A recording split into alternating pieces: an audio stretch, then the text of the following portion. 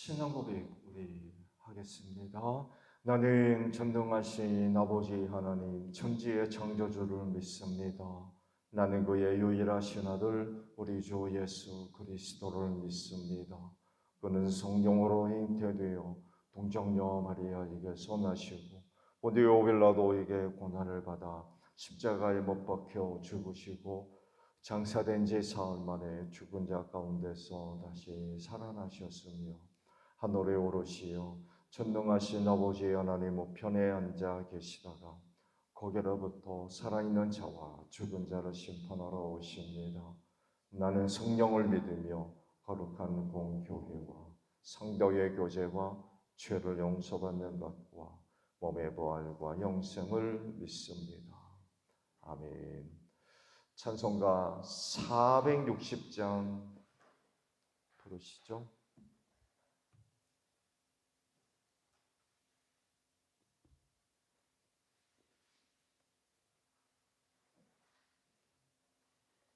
찬송가 460장이에요.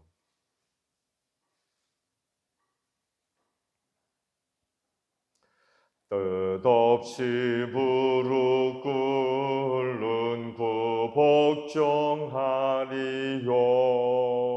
은병에 맡겨 사는 그 생활 아니라 우리의 믿음 치솟아 덕술이 날듯이 주 뜻이 이루어지이다 외치며 사나니 약한 자 힘 주시고 강한 자 바르게 추한 자 정케함이 주님의 뜻이라.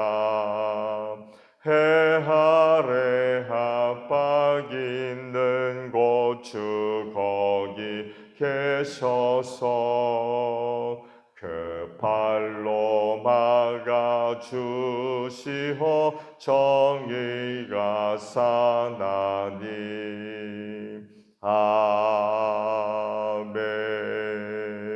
아멘. 말씀을 봅니다. 에스겔서 45장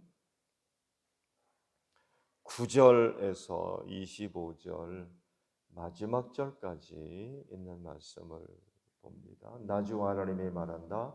너희 이스라엘의 통치자들아 이제는 그만하여라. 폭행과 탄압을 그치고 공평과 공의를 실행하여라. 내 백성 착취하는 일을 멈추어라. 나주 하나님의 말이다. 너희는 정확한 저울과 정확한 에바와 정확한 밭을 써라. 에바와 밭은 용량이 같아야 한다. 한 밭은 호멜의 10분의 1을 담고 한 에바도 호멜의 10분의 1을 담도록 하여야 한다. 호멜을 표준으로 삼고 에바와 밭을 사용해야 한다. 너희는 한 세겔이 20게라가 되게 하고 20세겔짜리와 25세겔짜리와 15세겔짜리를 합하여 한 마네가 되게 해야 한다. 너희가 마땅히 거룩하게 구별하여 바칠 제물들은 다음과 같다. 밀은 한 오멜 수확의 6분의 1 에바를 바치고 보리도 한 호멜 수확의 6분의 1 에바를 바쳐야 한다. 기름에 대한 규례를 말하면 기름은 한 고루 수확의 10분의 1 밭을 바쳐야 한다. 한 고루가 한 호멜 또는 10밭과 같은 것은 10밭이 한 호멜이기 때문이다. 이스라엘의 물이 넉넉한 초장에서 양떼의 수가 200마리가 될 때마다 백성은 어린 양을 한 마리씩 바쳐서 그들을 속지 않는 곡식제물과 번제물과 화목제물로 삼도록 하여야 한다.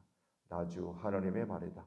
거룩하게 구별하여 바치는 이 제물은 이스라엘 백성 전체가 이스라엘 왕에게 넘겨주어야 한다.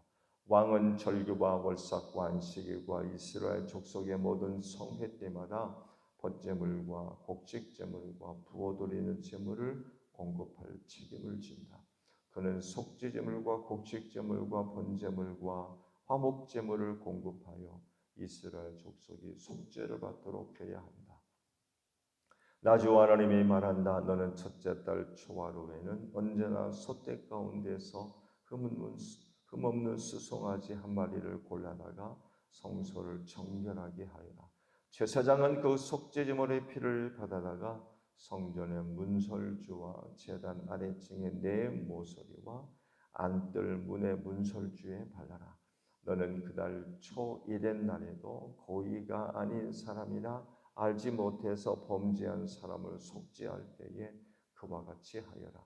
이렇게 성전을 속죄하여라. 첫째 달 연 나흘 날에는 너희가 유월절을 지켜라. 이 절기에는 이래 동안 누룩을 넣지 않은 빵을 먹어야 한다. 그날 왕은 자기 자신과 이 땅의 모든 백성을 위하여 송아지 한 마리를 속죄물로 바쳐야 한다. 그는 이 절기를 지내는 이래 동안 주님께 바친 번제물을 마련해야 한다. 이래 동안 날마다 흠없는 수송아지 7마리와 순양 7마리를 번제물로 바치고 순염소 1마리를 날마다 속죄제물로 바쳐야 한다. 곡식 제물을 함께 갖추어서 바쳐야 하는데 수송아지 1마리에 밀가루 1에바이고 순양 1마리에도 밀가루 1에바이고 또 밀가루 1에바마다 기름 1흰씩 바쳐야 한다. 그는 7째 달 보름에 시작되는 초막절에도 이래 동안 똑같이 하여 속죄 제물과 번제물과 곡식 제물과 기름을 바쳐야 한다. 아멘. 오늘 아침에는요 9절의 말씀을 함께 나누려고 합니다. 다시 보면 나 주 하나님이 말한다. 너희 이스라엘의 통치자들아 이제는 그만하라. 폭행과 탄압을 그치고 공평과 공의를 실행하여라. 내 백성 착취하는 일을 멈추어라. 나 주 하나님의 말이다. 라는 말씀입니다. 이스라엘의 위기는 꼭 종교적이고 신앙적인 면에서만 이야기할 수가 없어요. 정치적으로나 사회적으로 많은 문제를 안고 있었기 때문에 그렇습니다. 그러니까 이스라엘의 위기는 전 영역에서 발생하고 있었다는 거죠. 그리고 하나님을 버리고 우상 숭배에 빠짐으로 인하여서 사회 전반적으로 벌어지고 있던 악함이 더 가속되는, 더 악화되는 그런 결과를 초래했을 뿐입니다. 어느 한 부분만의 문제가 아니었다는 거예요. 특히 종교 사회였기 때문에 하나님을 버리고 율법을 지키지 않으면 다른 부분에서의 타락은 이건 걷잡을 수가 없는 거예요. 그래도 그나마 이스라엘이 하나님의 율법을 지키고 종교적인 그런 의무를 감당하고 있었기 때문에 좀 덜한 부분이 있지. 그랬던 그들이 종교적으로도 신앙적으로 타락하게 되면 이건 걷잡을 수 없는 그런 상황으로 치달을 수밖에 없습니다. 이스라엘이 종교 사회이고 하나님을 섬기는 신앙을 갖고 있는 나라였다 할지라도 사회적인 부조리는 막을 수가 없어요.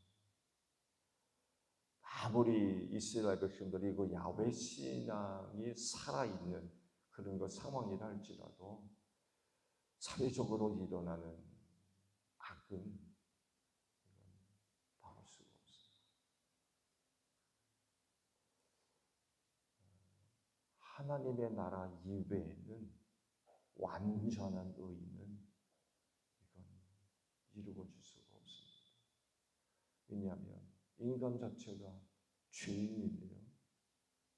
죄 가운데 태어나서 죄성을 소유하고 있는 인간이기 때문에 이 세상에서 어느 곳도 완전한 의의를 이룰 수 있는 나라, 말씀에 기록되어 있듯이 공평과 공의를 실현할 수 있는 나라는 존재할 수가 없습니다. 그 나라는 오직 하나님 나라에서만 가능한 것이지 이스라엘이라고 해서 가능하냐? 그렇지 않습니다. 이스라엘의 그 죄악된 그런 그 부분이 꼭 신앙적인 면만이 아니라 사회 전반적으로 일어나고 있었던 그런 악함이었다는 거죠.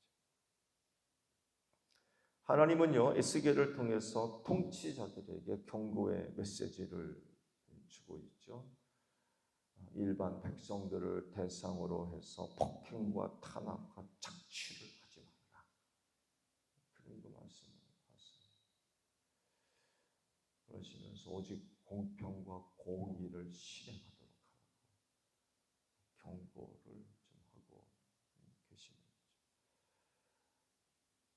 근데요, 이 공의와 공평은 통치자들과 백성들 사이에서만 필요한 걸까요? 이 부분은요, 하나님을 섬기는 일에도 필요한 부분입니다. 하나님은요, 공의와 공평을 실행하기 위해서 정확한 무게와 양을 계산하라고 하시죠. 그렇죠? 그러면서 무게와 양을 잴 수 있는 정확한 규격들을 너희는 꼭 지켜야 된다라고 백성들에게 말씀을 하십니다. 이건 굉장히 중요한 부분입니다. 사회적으로 질서와 또 안정을 잡으려면 이 무게와 양을 정확하게 지키는 일은 대단히 중요했어요. 고대 근동 지역에서의 사회는요, 농업과 목축업이 사회 경제의 대부분을 차지했습니다. 오늘날에는 전혀 그렇지 않죠. 오히려 농업이나 목축업은 극히 일부분에 해당하죠. 근데 고대 사회는 그렇지 않았어요. 오늘날 우리가 누리고 있는 사회 구조와는 완전히 다른 그런 상황이었거든요. 거의 대부분이 농업이고 근동 지역이었기 때문에 목축업을 할 수밖에 없고 이 두 부분이 사회 경제의 거의 전부를 차지하고 있었습니다. 그런데 보세요. 무게를 속이고 양을 속인다고 생각해 보세요. 어떻게 되겠어요? 무질서는 걷잡을 수가 없는 거예요. 그 사회가 질서를 잡고 안정을 유지하려면 이 두 부분은 아주 명확하게 분명한 균형을 잡고 있어야 돼요. 여기가 무게가 다르고 저기가 무게가 다르다고 생각해 보세요. 그 혼란을 어떻게 감당할 겁니까? 더군다나 경제적인 혼란은 이건 심각한 위협이 될 수밖에 없죠. 그래서 하나님께서 에스겔을 통해서 정확한 무게와 양을 너희는 지켜야 된다라고 말씀을 하고 있습니다. 근데요, 말씀의 구조를 여러분들이 좀 자세하게 들여다보게 되면 사회적으로 통용되는 기준을 지키라고 말씀을 하시고 난 뒤 이어 하나님께 드려져야 할 제물의 양을 말씀하세요. 그러니까 하나님께 드려지는 제물도 정확한 양, 부패, 부피, 무게 이 기준을 꼭 지켜야 된다고 지금 말씀하고 계세요. 사회적으로 무게와 양을 지킬 것만 아니라 하나님께 드려지는 부분에 있어서도 이건 정확하게 지켜져야 된다는 거예요. 하나님은 눈에 안 보인다고 그래가지고 10개 드릴 것 9의 반 속이는 거죠. 무게를 속이고 양을 속이고 부피를 속이고 그러는 거예요.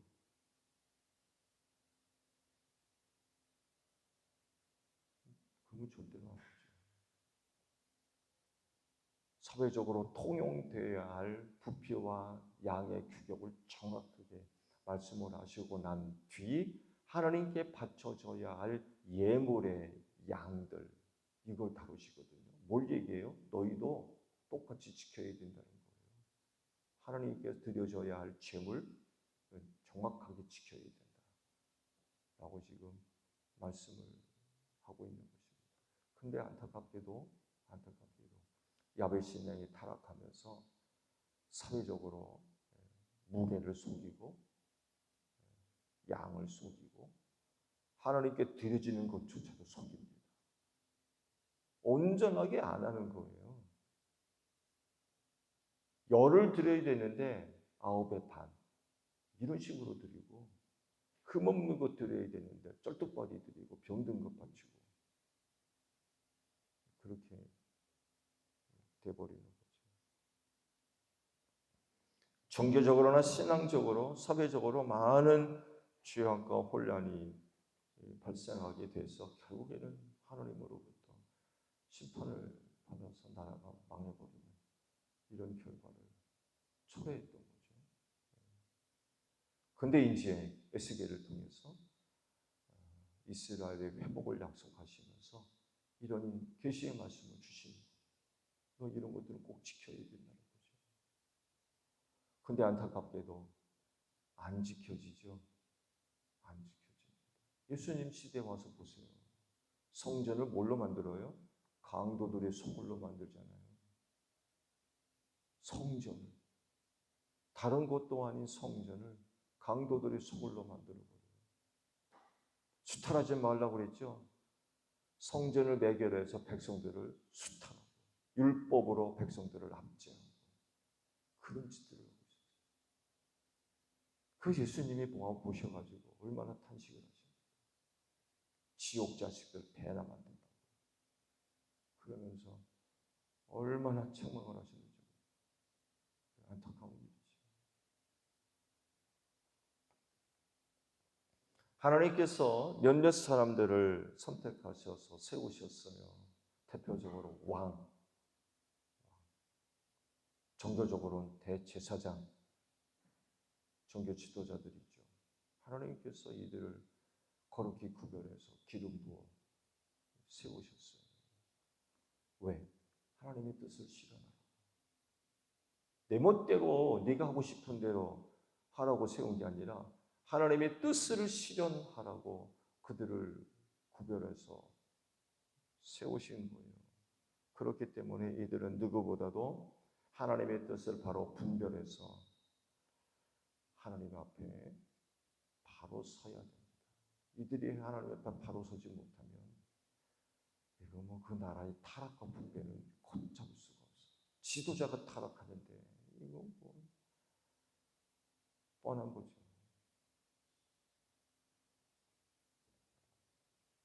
하나님의 뜻을 실현하기 위해서 세움받은 그런 사람들이기 때문에 철저하게 말씀에 순종하는 그런 그 생활들을 해야 되고요. 저들이 정말 하나님 앞에 바로 서지 못하게 되면 삐뚤어져가는 세대를 절대로 바로잡을 수 없습니다. 절대로. 그렇기 때문에 그들은 또한 누구보다도 다른 그런 것 수준의 기준을 반드시 갖고 있어야 됩니다. 도덕적으로나 윤리적인 그런 부분만이 아니라 신앙적으로도 다른 어떤 누구와도 수준을 달리하는 그런 그 기준을 갖고 있어요. 지도자로 세움받은 사람들이 세상에 일반 어떤 사람들보다도 미치지 못하는 그 도덕과 윤리적인 기준을 갖고 있다고 생각해 보세요. 그 얼마나 타락하겠습니까? 더군다나 유대인은 종교사회이기 때문에 신앙적인 수준도 일반 평민과는 다른 그런 그 수준의 신앙을 요구할 수밖에 없어요. 그렇지 않으면 하나님의 뜻을 실현해 가는 일은 거의 불가능할 거예요. 제가 누누이 말씀드리잖아요. 하나님께서 제사장들에게 분부하신 말씀들을 보세요. 수준이 달라요. 영적 지도자이기 때문에 그래요. 근데 그런 사람들이 종교적이고 신앙적인 수준이 다른 어떤 사람들의 기준에도 미치지 못한다고 생각해 보세요. 그 종교가 어떻게 되겠나? 그런데 안타깝게도 이스라엘의 그 종교 사회가 보여지는 그런 그 모습들을 보게 되면 이거 뭐 정치적으로도 그렇고 신앙적으로도 그렇고 세움받은 사람들이 형편없는 사람, 타락할 수밖에 없는.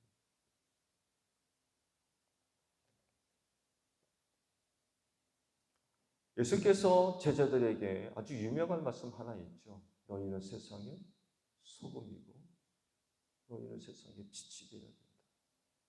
그런 그 말씀을 하셨어요. 그러시면서 빛을 잃으면 그 어디다 쓰겠느냐.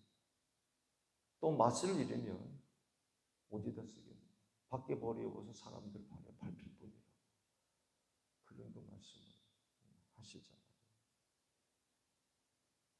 소금과 빛의 역할을 잘하면 그 세대가 구원받습니다.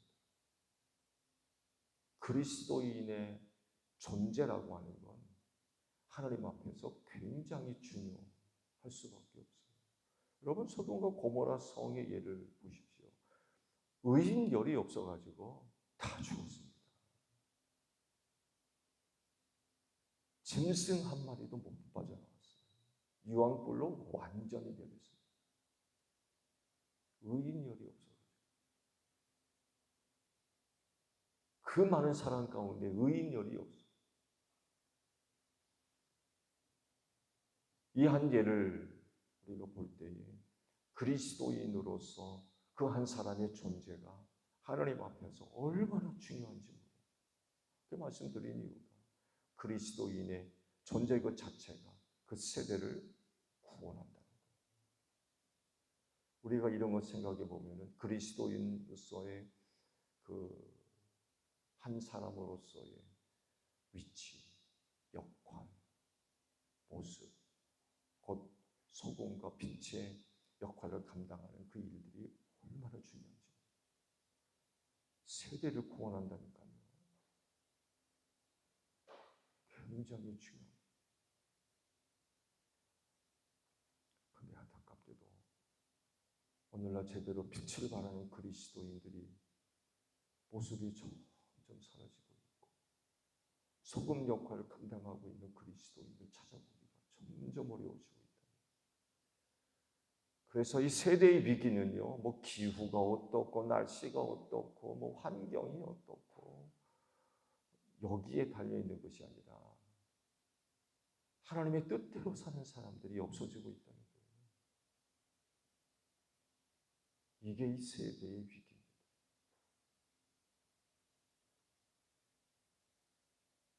그리스도 한 사람의 그 역할, 태도, 삶의 모습들이 얼마나 중요한지.